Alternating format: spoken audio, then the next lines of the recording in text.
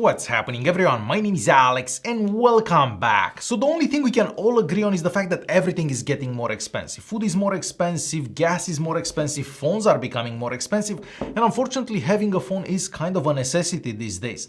Not to mention that for the younger generation, depending on the phone that you are using, that kind of defines the social circle that you're gonna be in. It sounds insane, but that is reality. Just to give you an example, my 9-year-old daughter tells me that she cannot message certain people in her class because they have iPads or iPhones, so she cannot send them iMessages because she's using an Android phone, a cheaper phone, because, well, she breaks phones all the time. So what is the alternative? Should you save up and buy a new iPhone so you can kind of fit in, have the best phone out there? Or should you buy like a refurbished iPhone? How many of you used refurbished phones before? Well, I've had two refurbished phones. I had the Samsung Galaxy S7 maybe 5 or 6 years ago. And this is my second refurbished phone. This is an iPhone XR. This is a phone that was released towards the end of 2018. So this is a 4-year-old phone basically that you can buy for about $350 these days, refurbished. So is it worth buying a phone like this? Well, we're definitely gonna find out in today's video. Okay, so in all fairness, I was a bit skeptical about this phone because after all, it's still a fairly old phone. I was wondering if it's gonna look used, how long was the phone used, and how will it look? Not to mention that on the website there it said that the face unlocking isn't gonna work. So that would mean that they replaced the screen assembly that also contains the camera module and the face unlocking module.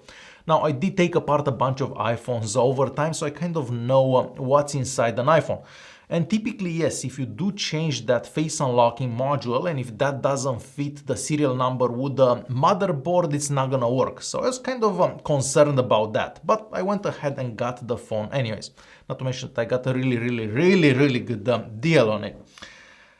So the phone showed up. First of all, it comes in a box that's not an Apple box, but there is a black box, and inside the box, surprise, you're actually gonna find a charger. This is not an Apple charger, it's just a regular cheap charger, but we also get a cable. So better to have a charger than not to have a charger. And then I took out the phone, and I have to say, the phone looks like brand new. If I would be to buy a brand new iPhone today, well, it would look just like this one. So it seems that everything was replaced. Now, I'm not sure how this phone was used, of course, or how long the phone was used, but for this particular one, it seems like everything was replaced. So the frame looks brand new, the back looks brand new, the front looks brand new. So this looks just like a brand new iPhone. There is really nothing that can say that this phone is refurbished. So it looks perfect. The first thing I tried was, of course, face unlocking, because on the website there it said that face unlocking wasn't gonna work. So I was kind of expecting that face unlocking wasn't gonna work and I'm gonna have to put in my PIN code every single time. But surprisingly enough, the face unlocking works. So I was very happy about that. Next, I got the serial number from this phone. I also got the version of the 128 gigs of internal storage because getting a 64 gig phone these days is not gonna be enough. So I bought the 128 gig version. So next I got the serial number and went to Apple's website and I checked that serial number to see if the phone has any warranty or if it says when the phone was purchased. Sadly, there is no Apple warranty, but that was kind of to be expected.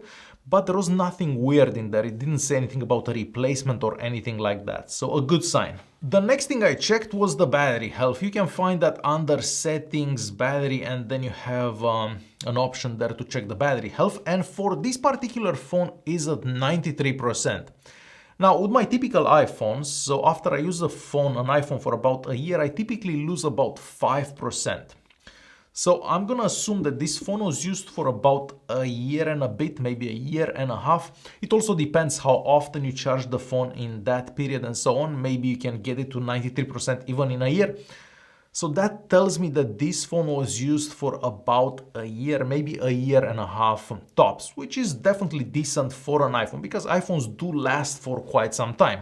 Now, if you're wondering if a 3.5-year-old iPhone is still usable today, well, I opened the same apps on the iPhone XR, so this one and my iPhone 13, and apps open kind of at the same time. Scrolling in those apps is kind of done the same. And on the Antutu benchmark and the Geekbench 4, this phone still gets really good scores. These scores are actually higher than 95% of all the mid-range devices, mid-range Android devices that they're gonna get in 2022.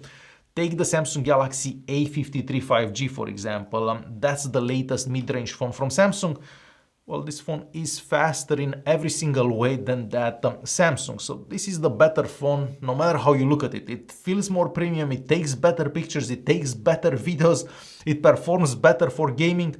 So surprisingly enough, yes, an iPhone that's about 3 to 4 years old, it's still better and faster than a mid-range device, a mid-range Android device they're gonna buy in 2022. Now, of course, the iPhone XR was released as a mid-range iPhone back in 2018 when it was released. So, of course, you're not going to get 5G connectivity. Now, my carrier doesn't even have 5G connectivity now, so it doesn't even matter to me. And on the back, you're only going to get one camera.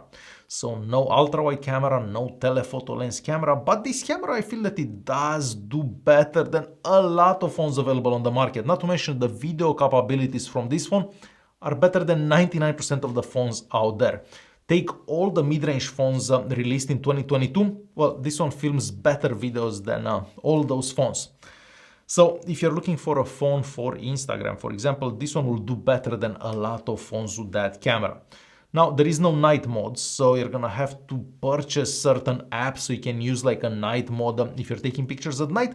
So of course it's not perfect, but for the price, I feel that it is really good. Quick video recording with the iPhone XR in 4K at 30 frames per second with the only camera that we have on the back. We have a super sunny day and almost no wind, so you should only hear my voice, so no wind. Let's walk a bit this way, see how that stabilization works.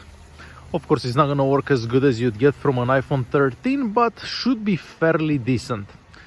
So yeah, 4K at 30 frames per second with the iPhone XR. So yeah, if you don't have crazy expectations and you don't mind tech that's been a few years old but still works decent, maybe a refurbished iPhone is the way to go as a way of saving some money and not spending over $1,000 on a brand new iPhone. Alright guys, hopefully this video was useful. Thanks for watching and I'll see you in the next one.